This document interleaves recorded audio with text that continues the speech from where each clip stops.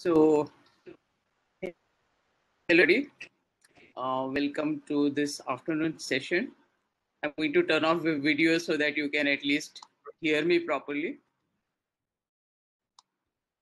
And it is my great pleasure to introduce Dr. Arijit Samal, who works at the Institute of Mathematical Sciences. So, Arijit belongs to the computational biology group, as you can see on his slide. And he has a fairly long history in applying complex networks to biological systems, starting from his PhD days in Delhi University and also in his postdoctoral stints in Leipzig, in ICTP, and in the US. So there has been an underlying theme to his work, which is that how do you apply complex networks to the analysis of biological systems? And that's exactly what he's going to talk about now. So he's going to talk about uh, biological applications in Boolean network models of living systems. So you can start, Arijit. Thank you, ma'am. Let me at the outset start by thanking Sunetra, Sayan, Arun, and Nilima ma'am for this wonderful opportunity. It is both heartening and stimulating to see such an interdisciplinary activity being spearheaded by them in IIT Madras. I hope that this initiative will bring many more budding students to the area of complex systems in general. Thanks, ma'am, and Sayan, Sunetra, and Arun for taking such initiatives. I will talk about some work which we have done in my group. I have been attending most of the talks also at this conference. Based on that, I slightly made a modification in the plan of my talk. So I intend to basically take 80% of the time, which is allocated to me, say 40 minutes, telling a single piece of story, which is currently in the preparation. And there will be rough edges in my presentation because this is the first time I'm presenting this work. So feedback is welcome. The work basically which I'll present, which is the title of the talk primarily, has been done by my PhD student Subhara Madhya, who's in the audience. If there are very detailed questions, he will be able to answer in collaboration with Oliver Martin at Orsted. I also realize that there are many students who are attending this, and I don't want to miss the opportunity of attracting undergraduate students to work with us in our group here in MathScience. We don't have undergraduate students, so I always feel privileged if they contact me and try to do, let's say, their final semester thesis or final year thesis with us. So to attract that, I took the liberty, ma'am, Sayan, to also include 10 minutes of some other stuff we have been doing over the last 5 to 6 years in MSc in my group. So that this piece of work I'm presenting is a particular work which we are doing, but there are many other things we're doing. So I thought I will just also introduce it to the audience. But large part of the talk will be basically a specific project that we are currently doing. And with that, I'll go into that, explaining what it is. So let me start by introducing Boolean network models of biological systems. So to back up, as you know, the cell is the basic unit of life and is itself a fascinating complex system. Okay. In this case, I have shown a eukaryotic cell. That is, there are organelles with membranes around it inside the cell. And this is itself a very fascinating complex system. And underlying this complex system are several networks. So one theme which is there across all the different topics that would be covered most likely in this workshop is that there is a complex system, and underlying that complex system typically there is a complex network.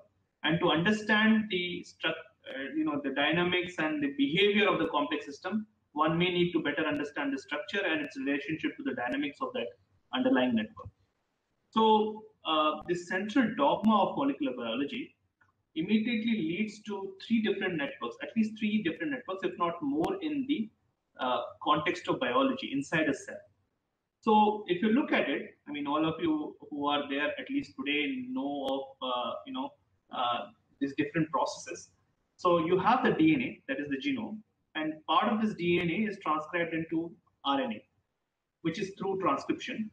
And so the information is stored in the DNA and gets processed into the different forms of RNA, typically mRNA, which then gets maybe translated by ribosomes into proteins. So proteins are the building blocks of the cell and carry out basically various functions in the cell. So they are enzymes which act as catalysts for different reactions. They can act as signaling molecules to sense the environment, and there are also various important structural components of the cell. So you have the gene, the RNA, and the protein. And this central dogma and the interaction between genes, RNA, and proteins, and the functions the proteins carry out immediately lead to at least 3 different networks in the cell. And this is a cartoon picture, and I'm oversimplifying because there are many other networks which can emerge between the interactions of these different components as well. But I'm primarily trying to emphasize on 3 different ones. So you can imagine the genome has 3 genes here. In the schematic, there's a gene A, gene B, gene C, and these code for 3 mRNAs: mRNA A, mRNA B, mRNA C, which could get translated to produce the protein A, protein B, protein C. So all these components, genes, mRNAs, and proteins, can be thought of as different nodes in your network. And you can think of it as also a multiplex network, in the sense these components have different types. So the proteins could act as enzymes, for example, converting one metabolite to another in a metabolic pathway. So there is a pathway which I am representing as A to B, B to C, C to B. And these proteins, protein A, protein B, and protein C, basically catalyze 3 different reactions in the pathway. So this actually the network which is shown of the enzymes and different reactions which can happen inside the cell is known as the metabolic network. I expect my colleague Karthik Raman to talk about metabolism in detail today, later on. So there is another network which also emerges where proteins influence each other's activity.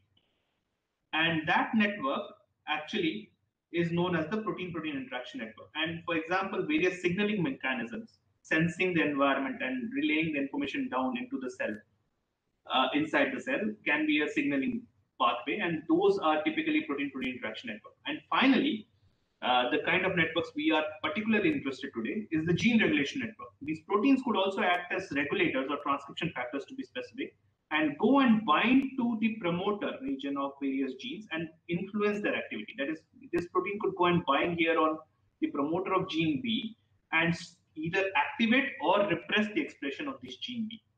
So this leads to a network which is shown in blue of proteins and the TFs of the DNA, which is the transcription regulatory network. So a key question in network biology is both to understand. So you want to reconstruct these networks, that is the protein-protein interaction network, the metabolic network, the gene regulatory network, or the transcription regulatory network. Further understand the structure, and more importantly, relate the structure to the observed dynamics. Okay. And in this context, one of the networks which is of key importance is the gene regulatory network. That is this network in blue, where the genes code for transcription factors which control the behavior of other genes, that is the expression of other genes. And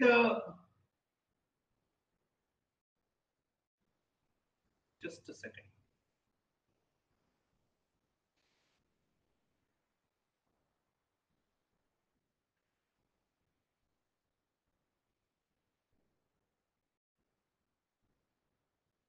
Okay, so give me a second. I made a mistake here. Somehow the slide got changed. I apologize for that. So the first person who thought of modeling in a theoretical sense or computational sense the dynamics of the gene regulatory networks is basically the work of Kaufman, and also followed by René Thomas. So they basically use the framework of Boolean networks, or more generally discrete networks, to model the dynamics of gene regulatory networks. And these were the initial papers by Kaufman in 1969 and René Thomas in 1973, where they were thinking of these gene regulatory networks as circuits. Okay. And so how did Kaufman go about making sense of the network or the gene regulated network and study its dynamics. I'm sorry, Sayan, is my slide still visible? Yeah, it's visible. They are visible. Okay. Thank you. So basically, Kaufman introduced the framework of Boolean networks in 1969 to study the dynamics of gene-regulated networks. And his model was very simple. He considered n genes in his model. So you have n nodes, say. And these are binary devices. That is, each node can take one of two values as its state. It is either 1 that is expressed or 0 that is not expressed. Or so you can think of the 1 as expressed or active and 0 as not expressed or inactive. And further, each of the n genes could have k incoming links from k of random genes from in the network. And to each gene, you assign an input function, which is a random Boolean function. So I will elaborate in the subsequent slide that for a gene with k inputs, the number of possible Boolean functions is 2 to the power 2 to the power k. So it grows very fast, faster than exponential.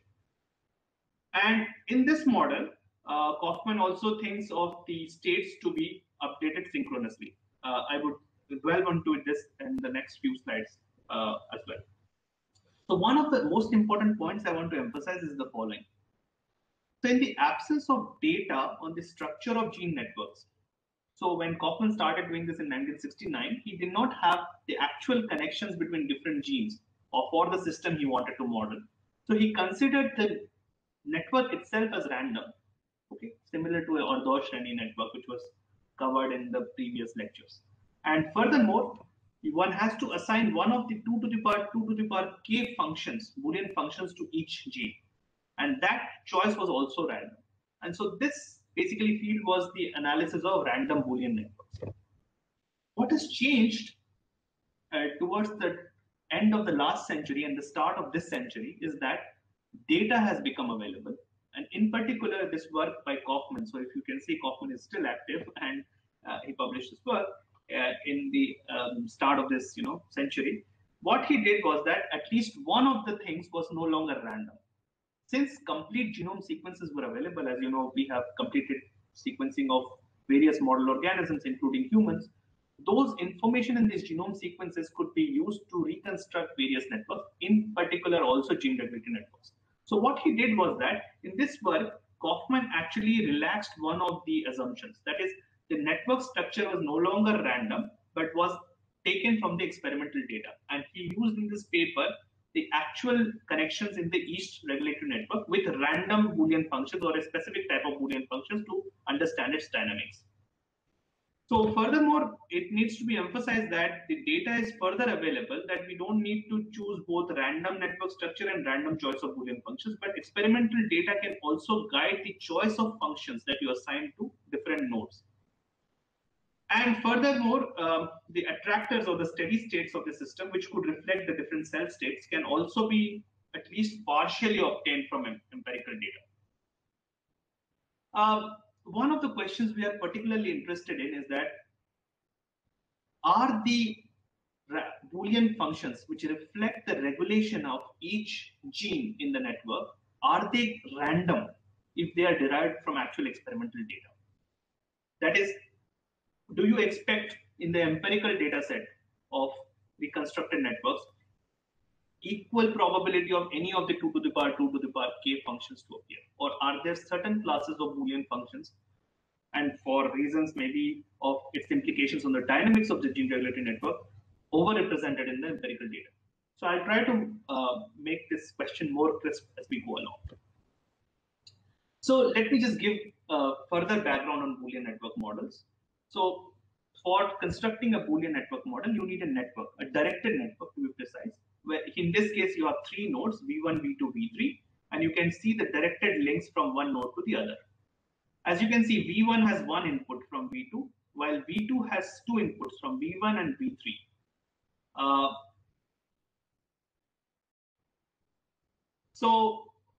Once you have this network structure, you further want to assign a Boolean function at each of the nodes. And this, as you know, with 2 inputs, you have 2 to the power 2 to the power k or 2 to the power 2 to the power 2 possible functions. You choose one of them.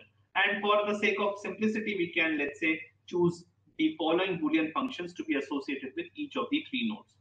And as you can see, the state of the node, each node at time t plus 1 depends on the state of its inputs at time t. Okay, and you do synchronous updating typically in this framework. And with that, you can basically try to see where the dynamics goes starting from a certain initial condition.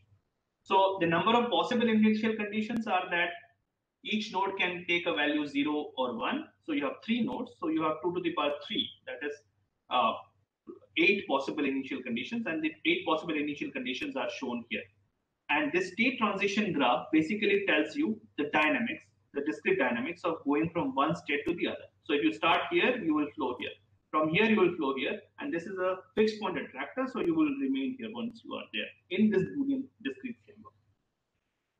Okay, so this talk will be concerned less about the dynamics of the Boolean networks and more about the particular functions which are seen in real data sets. And are there anything special about the functions that we see in the Boolean models of real systems? So in this context, let me give a background on Boolean functions, which would be required to understand the different topics or different concepts that I would be presenting later on in this talk. Firstly,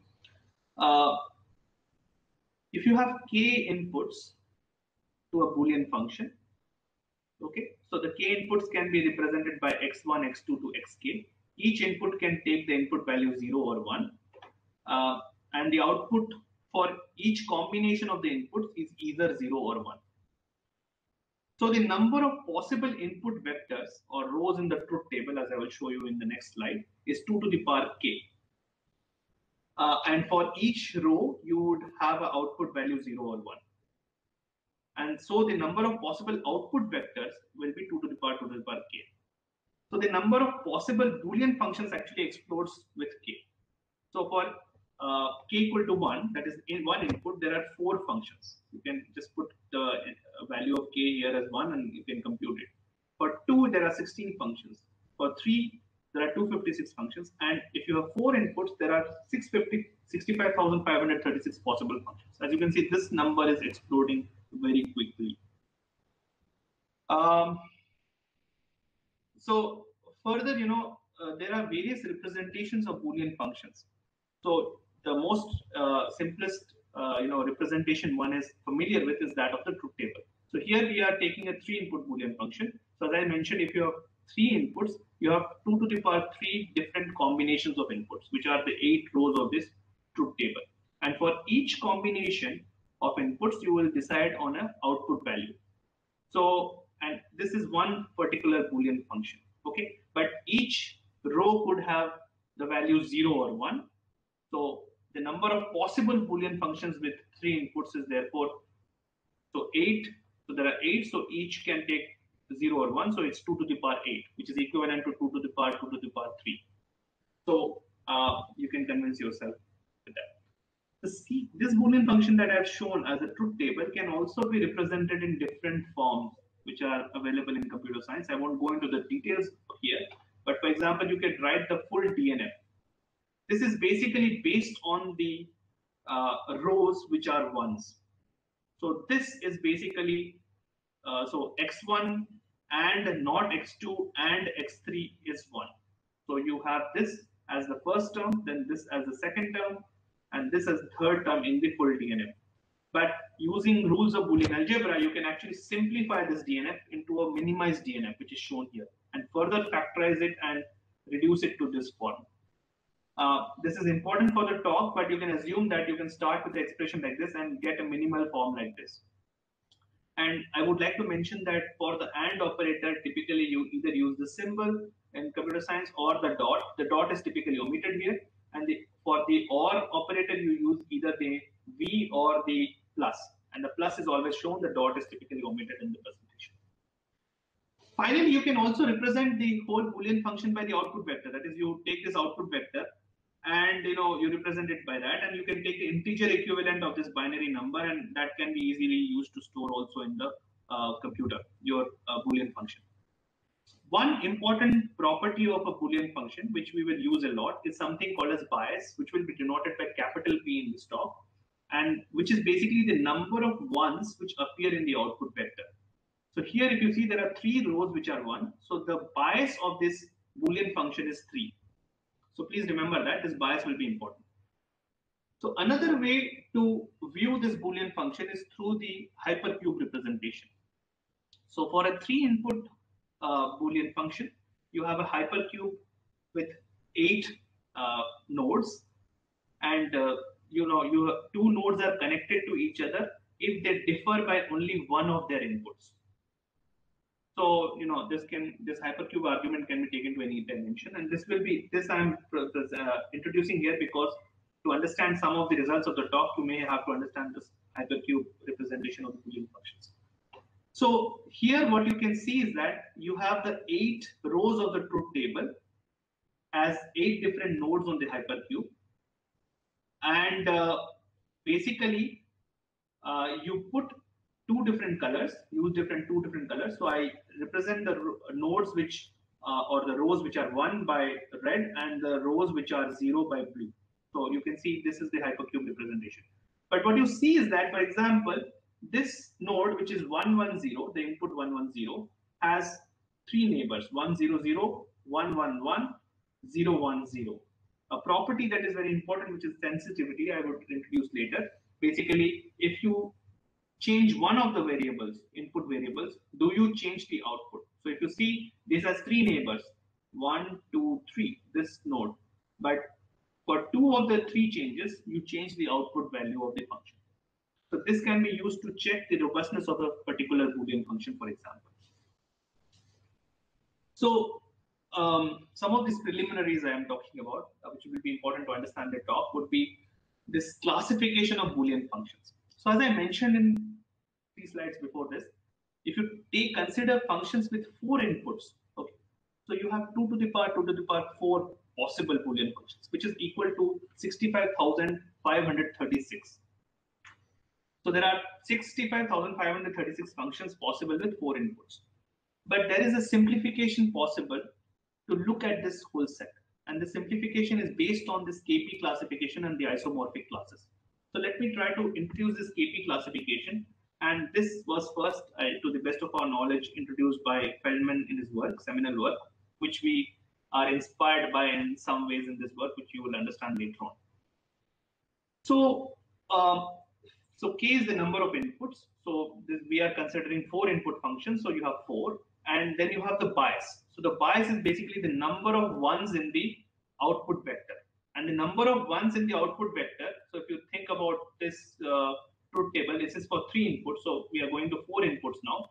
So the number of rows in the truth table will be 16. So at best you can have 16 ones, or you can have no ones. So the bias basically varies between 0 and 16. Now, if you consider the functions, all functions with bias 3, all functions with bias 3, where P is 3. So you are considering all functions where there are 3 ones in the rows of the truth table. Then the total number of possible functions amongst the 65,536 is 560 functions. So 560 functions are bias 3. But however, you can actually capture all the 560 functions by 6 representative functions, which are these isomorphic forms, which are written here. So what are these isomorphic forms? The isomorphic forms are such that if you do a negation permutation, then you obtain all other functions in that class. So so each variable which appears by a positive literal, you can just make it negative or negative to positive. You will still remain in the same isomorphic classes. So as don't have time here. So several properties are common to all functions in a given isomorphic class. So if you think about it, the 560 functions with bias 3 can be completely represented by 6 different representative functions. Of course, the number of isomorphic forms for each class is different though. So we are able to list it. So to simplify, there are 65,536 functions with 4 inputs, but the number of isomorphic classes is only 237. So many of the properties for all the 65,536 functions could be obtained by studying just the properties of the 237 representative functions for these isomorphic classes. So moving on, The next question we ask is that, are there certain classes of Boolean functions more biologically meaningful than others? Because there are 65,536. For the dynamics of the real network, are there certain functions more biologically meaningful than others? So this is a question we address. And let's try to define different classes of Boolean functions which could be biologically important.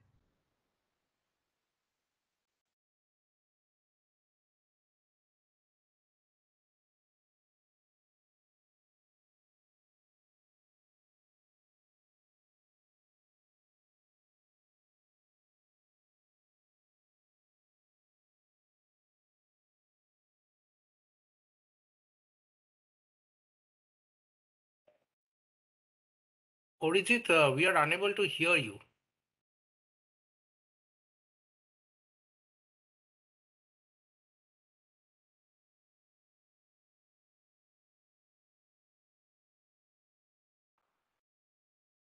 No. Are others able to hear, or it's only a problem with me? I can't. I can't hear. Same thing. Oh, okay.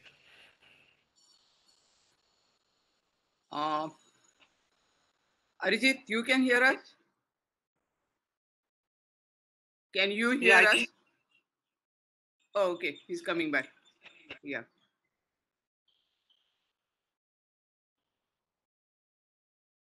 No, we can't still hear you.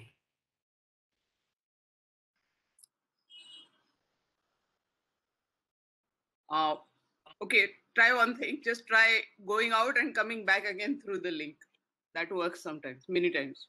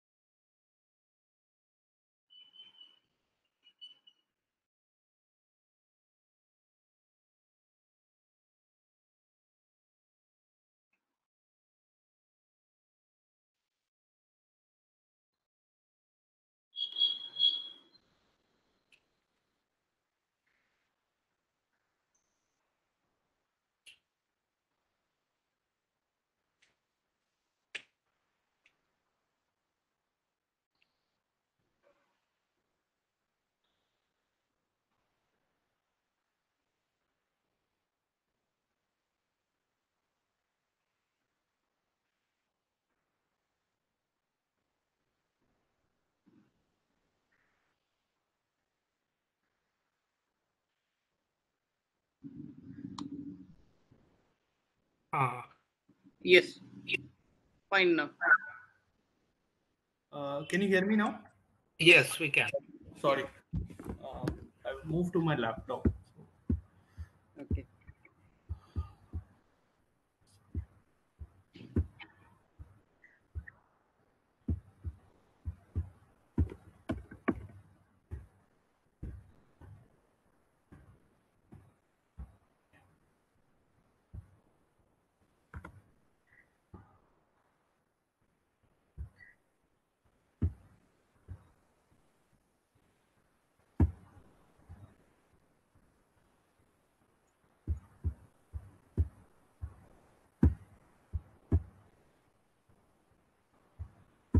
Are my slides visible now? Yes. Yes. Okay, so where did I do this part, or after this, or before this even I was not audible? I think from Uh, this. Maybe you can just start from isomorphic forms. Okay, so the point I wanted to make is that with for a number of inputs k, the number of possible functions is k. For example, k equal to 4 is 65,536. But using this KP classification and further the isomorphic classes, you can actually condense the whole set into a much smaller set of representative functions. And this KP classification is actually important for our work. I can't emphasize enough in this talk, but this is important. And this view to the Boolean functions, especially appearing in the empirical data in gene regulatory networks, has never been, to the best of our knowledge, taken so far. So we have looked at the KP classification, and this gives an important view on the space of possible functions which appear in the real networks. And what is this K? K is the number of inputs, and P is the bias, which is the number of ones in the truth table for a given function. So for example, with bias 3, that is P equal to 3, out of the 65,536 functions, there are 560 functions. So if you add this column, this column, the numbers in this column, it will add to 560. But actually, these 560 functions can be reduced to 6 isomorphic classes. So isomorphic classes are such that, so this is one function in the class, but if you do a permutation of the variables or do a negation, that is anything which is positive, you make it negative, negative as positive, it will still remain in the same isomorphic class. So you have to believe me that many properties for functions in a given isomorphic class, for example, average sensitivity is preserved. So for many properties, just computing for one representative Boolean function in the isomorphic class is equivalent to computing for all functions in that class. So to be very specific, for k equal to 4, all 65,536 functions can be reduced to 237 isomorphic classes. So most of the computations we will present, we just compute for the 237 representative functions from these classes, and that just gives us for all the 65,000 functions. But let me just say that getting the representative classes is not that easy all the time. As you go to higher case, it is not clear how do you get it. I am not sure of computer codes which are available to do that. So the question which we want to ask is the following. Are there certain classes of Boolean functions more biologically meaningful than others? And in this context, I would like to introduce certain classes of Boolean functions that we have studied in this work, which seem biologically meaningful. So in gene regulation, for instance, the presence of one or absence of a transcription factor, that is the node, the state of the node being 1 or 0, may not alter the rate of transcription of a gene. Then it can be considered to be ineffective. That is, edge is only effective if it leads to the state of the input leads to a change of the output. Otherwise, that edge has no meaning. It is ineffective in a sense. And this is the formal definition of an effective function, which is effective for all the input variables. But let me try to explain with the example the difference between an effective function and an ineffective function. So an effective function is one where all inputs to a gene are effective. So what do we mean by effective? So here the x1 is effective because if you fix x2 and x3 to a certain value, you will have at least one combination such that the change in value of x1 changes in the value of the output. So for example, if we fix x2 and x3 to 0 each, 0, 0, 0 is 1, 1, 0, 0 is 0. So as you can see, the change for x1 from 0 to 1 led to the change in the output from 1 to 0. So it's kind of a negative effect or an inhibiting effect that x1 has on this output of the gene, okay, function. So, and you can check this property for all inputs, and if all inputs satisfy that, then the function is said to be effective. That is, all inputs have to be separately effective. The other property of an effective function is that in the minimal expression, that is written for this function, for example, for which corresponds to this truth table, each variable at least appears once. So you can see the x1, x2, and x3 appears. So if you basically put in the values for x1, x2, x3, all possible values, you will get back this truth table. In the contrast, in an ineffective function, this is an example of an ineffective function where x3, actually the input x3 is ineffective. So this is an actual Boolean function. So if you look at it, if you fix x2 and x3, so let's say fix x2 and x3 to 0, 0. So for x1 equal to 0, you have f as 1, x1 changing to 1, and then keeping the other thing 0, 0, it's still, sorry, x3, sorry, I'm sorry. If you keep x1 and x2 as 0 fixed, then if you change x3 to 0 to 1, the output value doesn't change. So the change in value of x3 has no effect on the output. You can check this Boolean function. So in the minimal expression for this Boolean function, although you have 3 inputs, the third input, that is x3, is ineffective, so it doesn't appear in there. So one of the things we can theoretically prove, and we present the first theoretical proof, it's a very simple thing which is easy to prove, is that while effective functions could have both odd and even bias, that is the number of ones in the truth output vector of the truth table could be odd or even integers, ineffective functions always have even bias. That is, if you have a function with odd bias, that is, if you have odd number of ones in this output vector, then you are guaranteed to be effective. This is something we can give a theoretical proof. I won't show it here.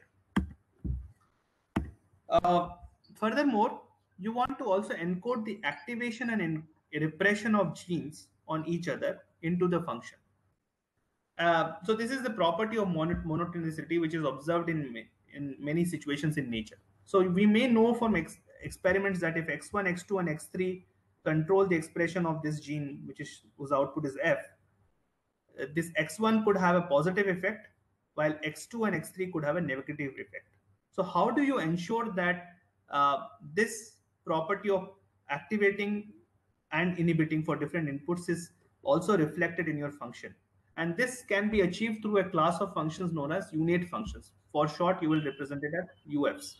And I won't again go through the formal definition, but for each input which is activating, you should have it as an increasing monotone, and the one which should be repressing should have a decreasing monotone in that. And I will again take an example to show unit function versus a non-unit function.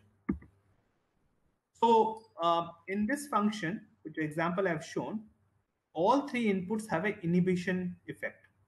So how do we check that? So x1 has an inhibitory effect on this gene. So the output should reflect it. So let's fix x2 and x3 to 0, 0.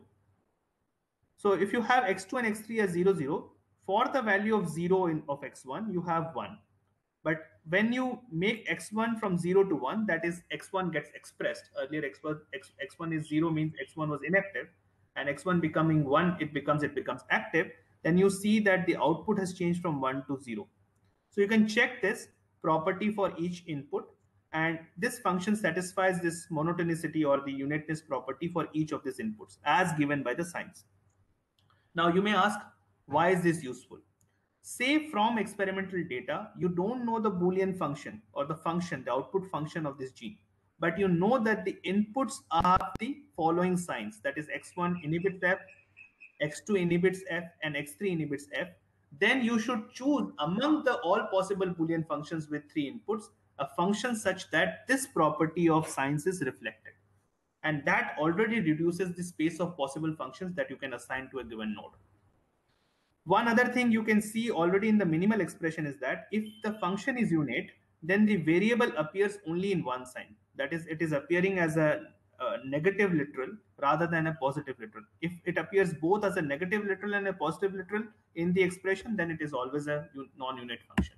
So I won't go into the details. So this function is not unit because, as you can see in the expression, the x2 and x3 appears both in their positive and negative forms.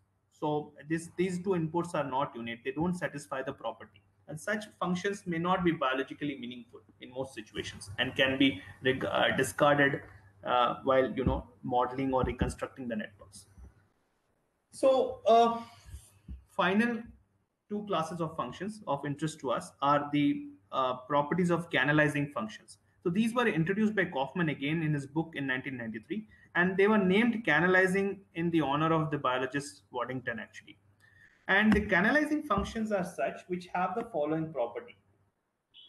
So the canalizing functions are functions which are such that at least one input is canalizing, and an input is canalizing if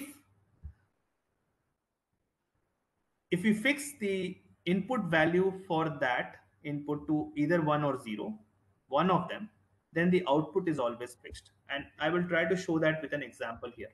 So here we have fixed the x1, the input value as canalizing is 1. So once x1 is 1 here, regardless of the values x2 and x3 take, the output is fixed to 0. So what such functions have is that x1 is a canalizing input for the value of 1, and the value of the canalized output for x1 equal to 1 is 0. And this property has been taken forward in a more hierarchical fashion to a subclass of functions which is of interest particularly in this talk, which is known as the nested canalizing functions. How do you construct a NCF? So nested canalizing functions are essentially canalizing in each of the inputs and in a hierarchical fashion. So let's say first we have the canalized value as the input variable 1. So what this says is that if you have x1 as 1, and this is an AND, so regardless of, so if you have x1 as 0, so regardless of the values of x2 and x3, you basically will have the output as 0. So as you can see in this truth table, that is already satisfied. Next, for the second variable x2, this part is already fixed. As soon as your x1 is 0, your output is 0. You can only differ when x1 is 1. But x1 is 1, if you have x2 as 0, then the output gets fixed to 1. So this variable is then in a nested fashion canalized. Subsequently, if you can fix x3 as 0 to 0, and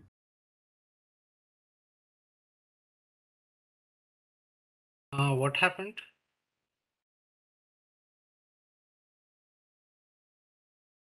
Arijit, I think there were some issues once again. We can't hear you once again.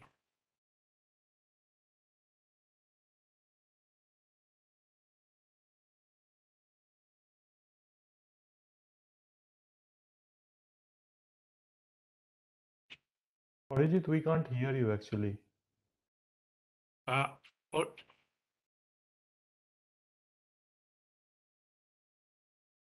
We can see you, but your presentation, again, we lost your presentation and we can't hear you.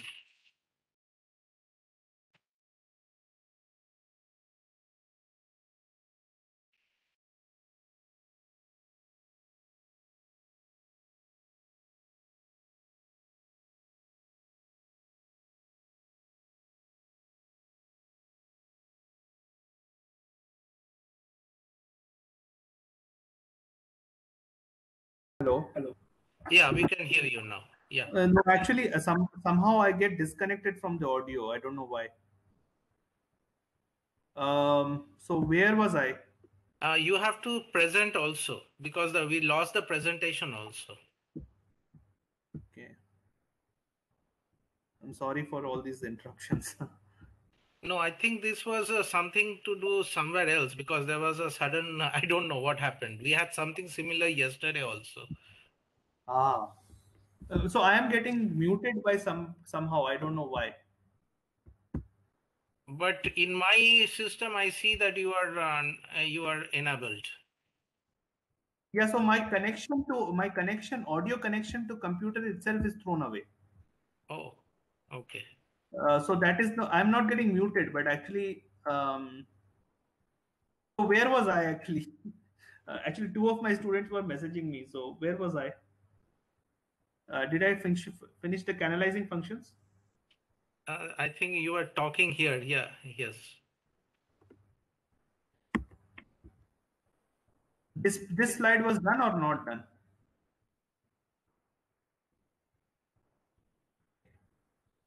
This was The previous slide, maybe. Okay. Yeah, subsequently, I want to introduce this class of functions known as canalizing functions, which were introduced by basically Kaufman, already in his book in 1993. So they were named canalizing in the honor of Waddington. So, but let me just give you an example of what a canalizing function is. So the canalizing function is a function which is canalized for a certain input. At least one of the inputs x1, x2, x3 have to be canalizing. So in this case, the input x1 is canalizing for the value 1.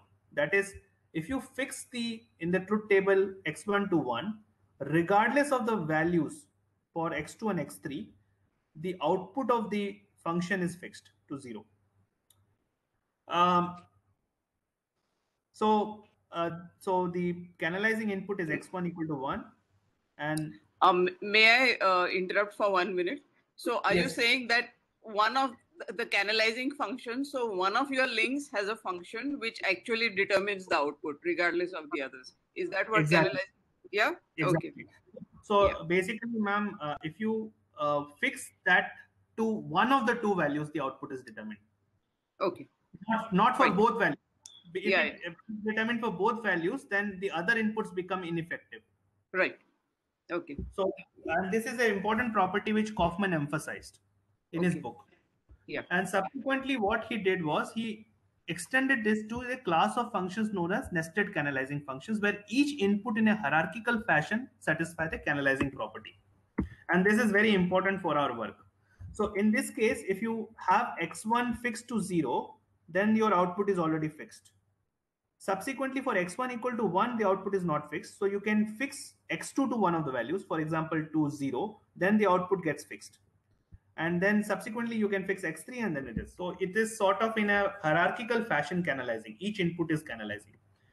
What we can prove theoretically is that these NCFs, or the nested canalizing functions, are always odd bias, that any NCF will always have odd number of ones in the truth table.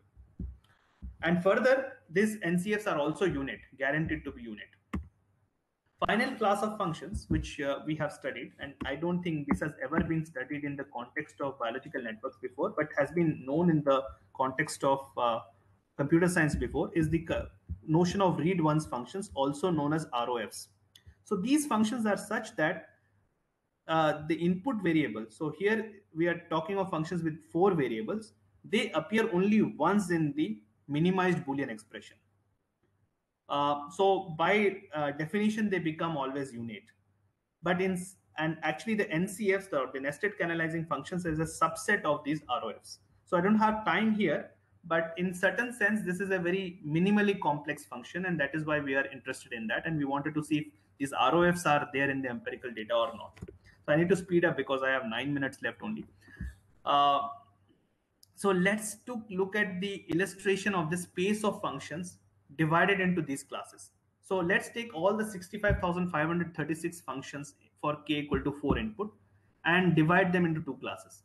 So of course, half of them have odd bias, that is on the output vector they will have odd number of ones, and half of them will have even bias. So you can divide them equal into even and odd bias.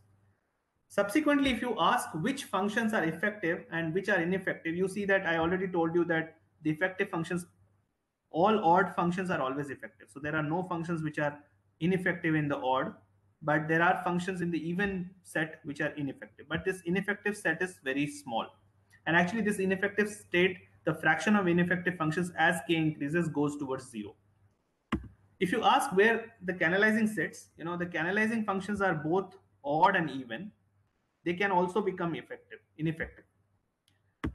Similarly, the unit function set is not a complete subset of canalizing. So they lie both in odd and even bias categories. A subset of canalizing functions are also unit, and some of the unit functions are also ineffective.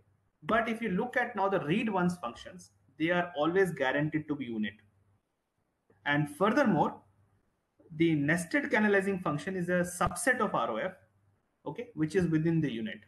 So this is the smallest set. And actually, one can show that the size of this set compared to the complete set of functions for a given number of inputs decreases as k increases. So this NCF is a very small fraction of the total set. Now what we did is that, and I will speed up, is that we wanted to ask if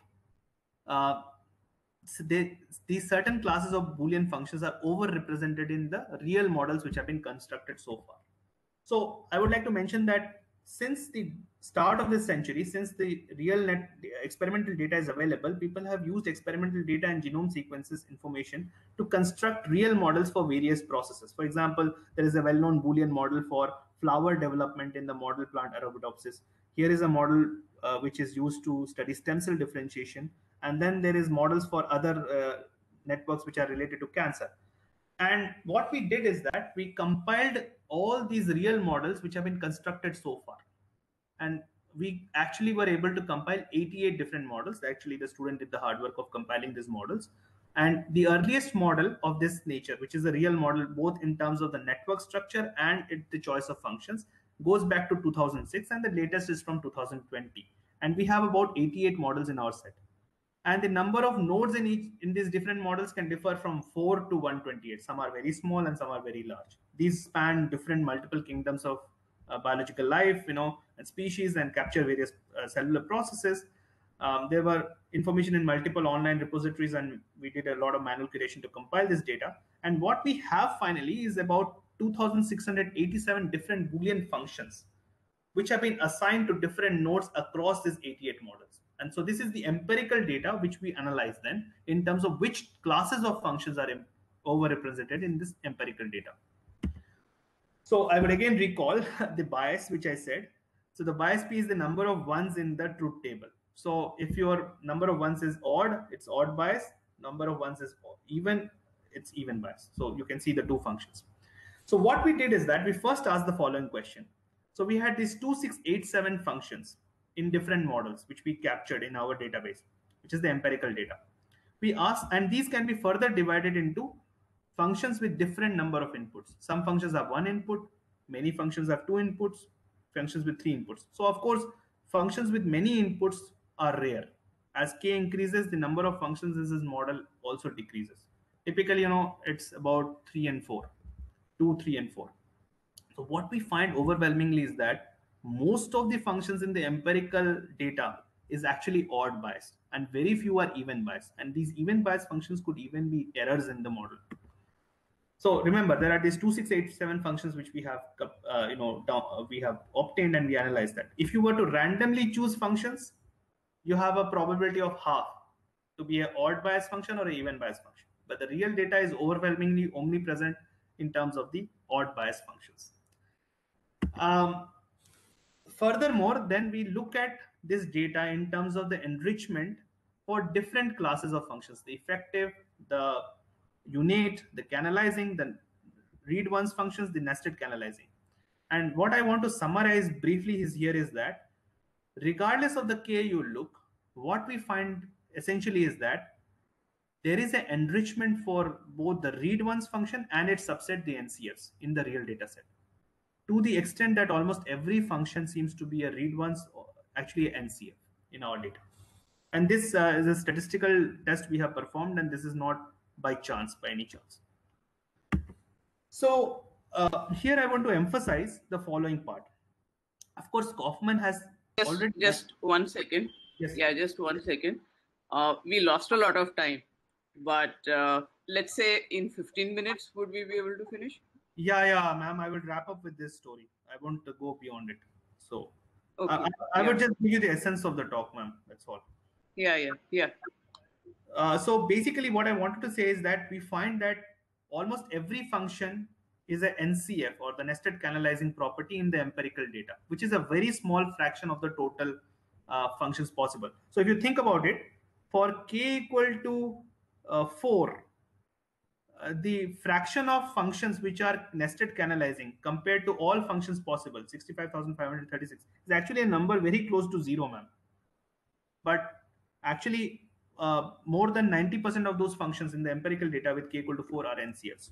So that's overwhelming representation, overrepresentation of these type of functions. So there is a reason, of course, a dynamical consequence of having these functions in the real models. And this has been worked on by Kaufman first and subsequently by many people. So the dynamical consequence of NCFs is known.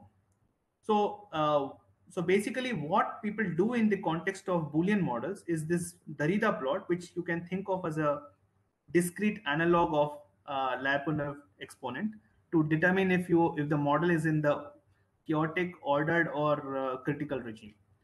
So essentially, this plot shows that you just compute the Hamming distance between two states. You start from two states and evolve your system.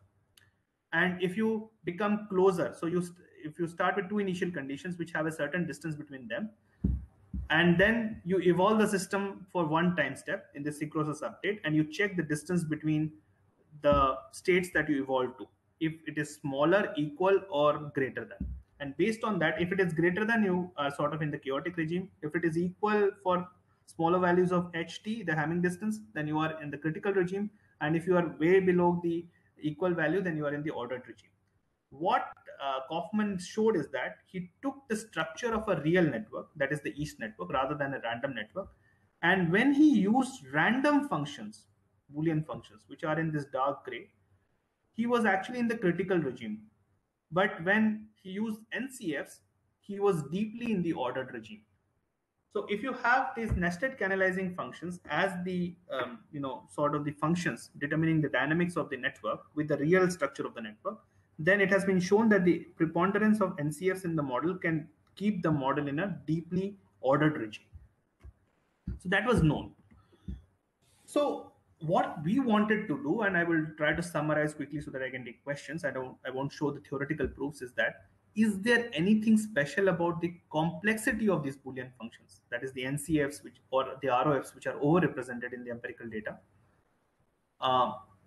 that could explain their overrepresentation in the empirical data set? And actually, this is the to the best of our knowledge, the first large scale and a detailed investigation, systematic investigation of complexity of Boolean functions appearing in these real models. And so we tried to quantify the complexity of Boolean functions using two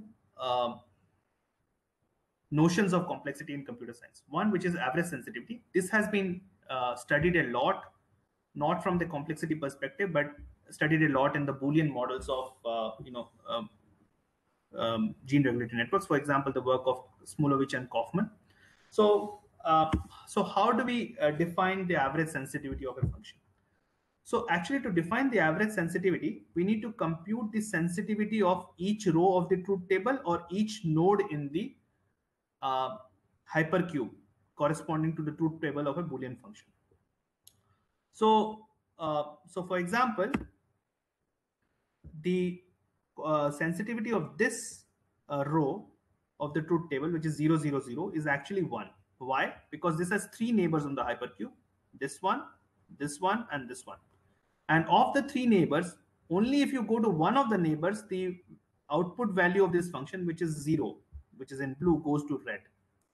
So the fraction of, or the number of neighbors where the output value changes, is the sensitivity of the row. And using this property, you can compute the sensitivity of each of the nodes in this hypercube or each of the rows of the truth table. And then if you sum these sensitivities over the 8 rows, then you get the total sensitivity, which is actually 14 here. And the average sensitivity is 14 normalized by the number of rows in the truth table. So it's 14 by 8, which is 1.75. And for all purposes, theoretical computations, total sensitivity is equivalent to the average sensitivity. A second notion of Boolean complexity, which we have used to sort of quantify the different functions in the empirical dataset, is what is known as Boolean complexity. And to the best of our knowledge, this has not been studied in the context of gene regulatory networks at all. And this is actually motivated by the seminal work of Feldman, which I mentioned in the context of the KP classification of functions. And actually, it is in psychology and completely different field. As you can see, we are getting inspired from some work in psychology for our work here in biology. So basically, the definition of complexity used by Feldman is the following, that he counts the number of literals in the minimal equivalent Boolean expression after factorization of a Boolean expression. So for example, if you consider this function fx, which is shown here in its DNF, You can factorize using Boolean algebra, and the simplest expression you can produce is this one. And here each variable appears once. So the literals appear thrice. So the complexity of this function is 3. You can easily see that for an effective function with k inputs, the minimum Boolean complexity possible is k, because each input should appear at least once in the minimal expression.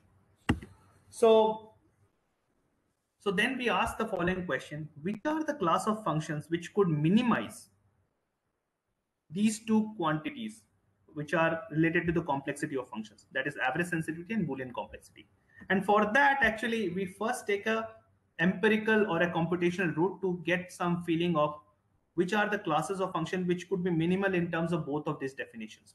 Here is a 3-dimensional plot for all the 65,536 functions with 4 inputs. So you have this axis as average sensitivity, this as Boolean complexity, and these as the bias of these functions. If you see the effective functions which are in, sorry, the NCFs which are in triangles, they fall on the minimum Boolean complexity 4, because as I said, to be effective, each literal needs to appear at least once in the function. So you have minimum Boolean complexity as 4. And as you can see, the NCFs and also the ROFs, they completely fall in terms of the minimum possible for an effective function in terms of Boolean complexity. But further, if you analyze the other dimension, which is the average sensitivity, then for a given bias, the NCFs always have the minimum possible. You can also take a 2-dimensional projection of this bias versus average sensitivity, and the triangles, if you see, because the NCFs always are at odd bias, so 1, 3, 5. So amongst the functions of that given bias, the NCFs have the minimum possible average sensitivity. So this was, of course, a computational observation. And how do we know that this property of NCFs having the minimum Boolean complexity and minimum average sensitivity for a given bias is preserved across any value of k for any number of inputs? So of course, we conjectured that for a given number of inputs k and bias p, the NCFs will have globally minimum average sensitivity. And I would not go into the details, but I would just say that we were able to cast this problem of solving or showing that the NCFs have the minimum possible average sensitivity for a given bias into a problem on the hypercube, which is the following. So the NCFs have odd bias, that is, they could have a bias p. So basically, that is equivalent to putting p points as 1 in the hypercube, and the remaining 2 to the power k minus p points have to be 0. And to minimize the average sensitivity, this is equivalent to reformulating the problem as follows: that you have to minimize the number of edges that exist between the blue nodes and the red nodes. So you divide the nodes in the hypercube into the 0 set and the 1 set, and ask the number of edges which are connecting between the 2 sets. And if you minimize this, then you minimize the average sensitivity. And as you can imagine, the average sensitivity is also intimately tied to the robustness of a Boolean function, because if you go to your neighbor and your value doesn't change, then the function is more robust. It doesn't change with a simple perturbation. I won't go into the detail, but because in the interest of time, but we have a beautiful proof by heart of not this, but how do you choose p points on the hypercube such that this number of edges between the 2 sets, p and 2 to the power k minus p, is minimized? And we were able to cast this proof from 1976 for our problem and show the following things. I won't go into the procedure of Hart's construction in the context of time. So what we are able to show theoretically is that if you minimize this number of edges between the 2 sets, which I call as E01, it is equivalent to minimizing the total or the average sensitivity of a function. So Hart's work already gives the arrangement of p points on the hypercube such that one obtains the minimum value of E01 and thus the average sensitivity. So that Hart had already figured out, but in the context of a good set. What we do is that we use the Hart's results to further show that a Boolean function, which is constructed according to the kind of set what he calls as good set with odd number of p vertices, is always equivalent to a nested canalizing function. So this is an observation that we make, that the good set with odd number of value p is always a NCF, which is found by Hart. And further, we also show that if a Boolean function is constructed according to Hart's definition with even number of vertices, then it is always an ineffective function. So if you take a function with even number of ones and ask for the one with the minimum average sensitivity for a given bias, then it is going to be ineffective. So it cannot be chosen. So this kind of gives maybe the hint to why maybe another reason from the complexity of these functions, these are overrepresented in the real data set. I was hoping to show you a visual proof of how we obtain this result. That regardless of k, this is always going to be minimized for NCF, but I will skip that in the interest of time, and I will share the paper when it comes. So what we are able to show is that using a visual proof and a detailed proof in that the good set of the Hart is equivalent to an NCF for odd bias, and that has the minimum average sensitivity. And that could be a reason from a complexity perspective why these functions are overrepresented in the real data set. To summarize this work, so what we are able to show is the following. For a function with k inputs and odd bias p, the nested canalizing functions which are overrepresented in the real data have a global minimum average sensitivity. Further, for functions with k inputs and p equal to even, the set of functions with the minimum average sensitivity are always ineffective functions. So they are not biologically meaningful. If you wanted to minimize your sensitivity and choose p as even, then you are leading to an ineffective function. For any given k, among the effective functions, ROFs, and therefore NCFs, have the least Boolean complexity. So in terms of the NCFs and ROFs are effective and they have the least Boolean complexity. So the NCFs are minimum in terms of two definitions of complexity: one, average sensitivity, and this Boolean complexity. So all ineffective Boolean functions are even biased. All odd biased Boolean functions are effective. I don't think this has been observed. This is simple, but nobody observed it. So in a nutshell, if I was to summarize what we have found, that is nested canalizing functions have for a given number of inputs and given bias have the minimum complexity in terms of two notions: average sensitivity and Boolean complexity, giving a further possible justification for the representation in empirical data. So what has this result to do with maybe future work on Boolean networks? Because I talked about only properties of functions. Actually, this has implications for model selection. And I don't have much time to go into detail. So while you are reconstructing a Boolean model from data, you are always, you don't have enough constraints to find your model exactly. That is, even if you know that this X3 gene is repressed by X2 and is activated by X1, then you have two inputs. But with two inputs, there are 2 to the power 2 to the power 2 functions possible, which is already 2 to the power 4, 16. Of the 16, which one do you assign in your model while reconstructing the real network is not clear. And there are several possibilities which can actually fix the date, which can give you back your constraints that are in the model, that is the steady state attractors. So here, what we have done in this paper is that we have shown even for a simple, structure like this, even if you impose the attractors, known attractors of the system, and the fixed structure, and also the signs of the Boolean function, still the number of possibilities is already huge. So what we think is that our insights on NCFs could be used in future model selection. So with that, I just want to, say that,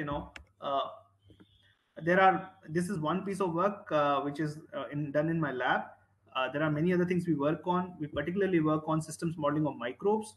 There are some works on that on my webpage available. We also work heavily on chemical spaces for drug discovery and systems toxicology. We have been developing also methods for network analysis, partly as part of the Max Planck partner group, which I have with people in Leipzig. And we also support several biological, experimental biology groups with network analysis. These are two papers which are on pathogens like tuberculosis and salmonella, which we have been part of, where we have helped experimental groups analyze their data in the network context. And again, thank everybody for listening to this presentation. And if there is any time, I would be happy to take questions. These are of course, the people who really work and drive. A lot of collaborators, students, of course, who are really critical. I hope to have more students, who any undergrads who want to, or anybody who wants to work and join us. You're welcome to contact us. And although this work which I presented was never funded, but I have been fortunate to receive quite a bit of funding since coming back to India. I acknowledge all of them, and thank you all for your attention. And sorry for all the disruptions and anything like because of from my side. So if there are questions, I'll be happy to take. Thank you.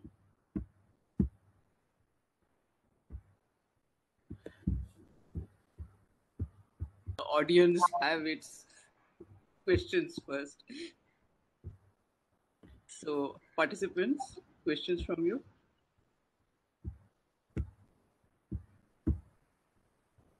Please type or raise your hand, or you could even unmute. Yeah.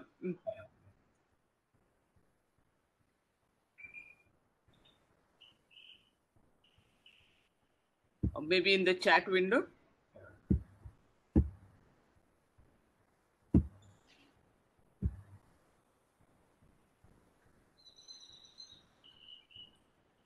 Yeah, so I'll read out. So there's a question from.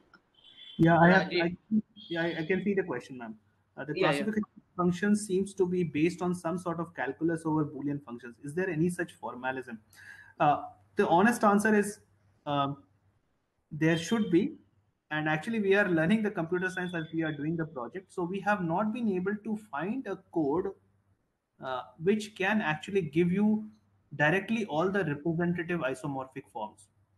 So what we have done is that we have exhaustively looked at the functions that we have been able to write, so we go through all the functions which is possible for k equal to 5, k equal to 4 for sure, all the 65,536, and we can check if two pairs of functions belong to a same isomorphic class. That we are able to do. I don't think I'm personally not aware of, but I am pretty sure the mathematics friends could have some information. I'm not qualified to comment on this. I think if you dig literature enough, we will find something. But there is no steady, readily available computer code which can do this, for sure.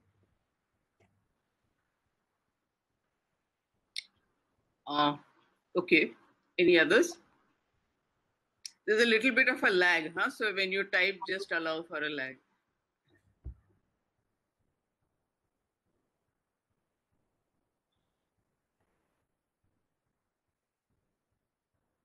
Yeah, thank you very much,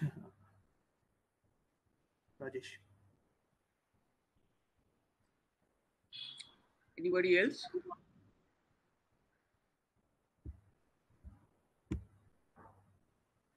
Okay, let me ask Arijit. Yes, ma'am. Can we say that your nested canalizing functions, your odd nested canalizing functions are in a certain sense the most efficient set of motives in the entire set that you have? Would you agree with that statement? I would slightly change it to the saying that the nested canalizing functions could be the simplest to comprehend for the human mind. Because they have don't bring the mind in, but okay. Do they work the most efficiently? There is a certain selection of these functions, right? So now on what grounds will you justify these selections? I mean, do these selections make the system more efficient or what? Or more energy efficient? Anything? I mean, it's okay, not so more energy efficient, isn't it? Okay, ma'am. So let me just try to simplify what we are at here. So the question is that, it's about, going from big data to models. Actually. Right. So the point is that if we have big data of genomes and let's say we have this overarching goal of building the network of the complete organism, say, even the simplest one, let's say, then, even for the simplest organisms, you will have 800 genes. Right. I mean, for the simplest known organism, there will be at least 400 genes, right? Yeah. And you can have 400, even if you allow for pairwise interactions, there is 400 C2 possible interactions. Right. And actually the in degree of any node can go between 0 and 400, let's say. But what is the problem is that, of course, current data doesn't suggest that the n degree is more than 15 or 20, at least whatever networks you can analyze. But even for, let's say, k equal to 10, the number of possible functions, even if you want to stick to the simplest discrete, qualitative dynamics, which is given by Boolean models, how do you choose which function you assign to your real model? There is exponentially many, right? Yeah. Now, by analyzing this corpus of empirical functions, can we learn which functions could be again and again appearing in biology, and then we can use this in the while assigning functions in our model building process. This is one of the motivations of this work. No, so I would phrase my question slightly differently. Would you expect such a function which appears most of these functions which appear more often than others to belong to your set of odd nested canalizing functions? Was that what you would expect? Yes, ma'am. So this is something we have shown already by analyzing all the 2,800 functions across the models constructed by people to date of real systems. So this is exactly the result we show. All 95% of the functions are like that, and one of the properties that they have minimum average sensitivity. So if you change one of the input variables, typically you will keep the output. So you are very robust if you have these kinds of functions. Yeah. Then Kaufman actually showed this very interesting relation with the age of Boolean for Boolean networks. He also showed that systems which were at the edge of chaos were in a certain different sense more efficient. Yeah. So do you expect any of these ideas have any relevance to the kind of things you are studying? Yes, ma'am. So my PhD thesis with one of the pieces of work which we had, and actually I wanted to go to that slide. So that was the dynamical consequences I wanted to bring in. So if you look at the dynamical consequences, this is with Sanjay, right? Yeah, with Sanjay. So what we show is that actually you are not really, the equal network that we worked on, it was never at the edge of chaos. It was deeply in the ordered regime. Okay. And we had already noted that not nested canalizing, but there itself I had analyzed and shown that almost every function in that 500 gene network was canalizing. And if you look at this result from Kaufman himself, if you have nested canalizing with real structure, then you are deep in the ordered regime. Okay. So in that sense, our understanding differs from Kaufman, that perhaps you are not at the edge of chaos if you have NCFs all the time. I see. Okay. So NCFs, in your experience, are always in the ordered regime. I think so, ma'am. This is all the simulations which have been published post Kaufman's work always shows them in the ordered regime to the best of my knowledge. Okay, thanks. So, but this is known. This is known. This part is known. This is known. The complexity part is the new which we have done. Okay. So, are there any other questions? Sayan, maybe you have something? Ayapadas has a question here. Yes. Thank you. Thank you, sir and ma'am. It's a very newbie question, I must say. So pardon me for the non-sophistication. The first thing, gene activation and non-activation you have taken as a 0 and 1 proposition, like it is either activated or non-activated, and that is from where you derive all the dynamics which is part of your work, right? Is there any possibility that it might be a delayed activation, that it is not immediately determined? Probably it is going on with time. Immediately at that point of time, it might not be there. Or is there any other mechanism with which you might be able to work with that? That was a very good question. So we are, of course, making the assumption that there are two discrete states. In reality, there could be multiple states. It may not be discrete. So one of the things where René Thomas' work departs from the work of Kaufman is that rather than choosing a binary state in his work, René Thomas' networks typically can take multiple discrete states. So and this is work which René Thomas does and people like Denis Heffrey have done. So where you, let's say you have an intermediate expression, you say. So you have, so the gene starts taking three values, 0, 1, and 2. 0 is not active, 1 is moderate expression, 2 is high expression. But then many of the theoretical things you do break down them. You can start doing only simulations. Thank you. But you can solve of this kind of thing for sure. And actually, yeah, there are models like that.